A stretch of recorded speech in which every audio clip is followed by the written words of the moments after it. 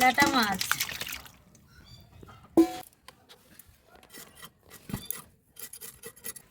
লবণ দিয়ে মাছগুলো ধুয়ে নিলাম ভালো করে। আলুর শাকগুলো কেটে নিলাম, শাকগুলো কেটে নিলাম। ল্যাটা মাছগুলো ভেজে নেব।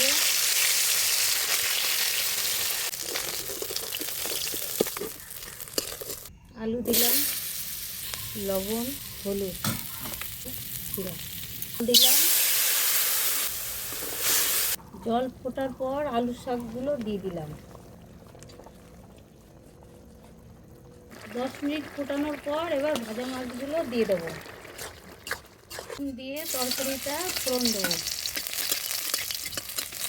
তরকারিটা দিয়ে দিলাম। হয়ে গেছে আমাদের আলু শাক ল্যাটা মাছ দিয়ে তরকারি।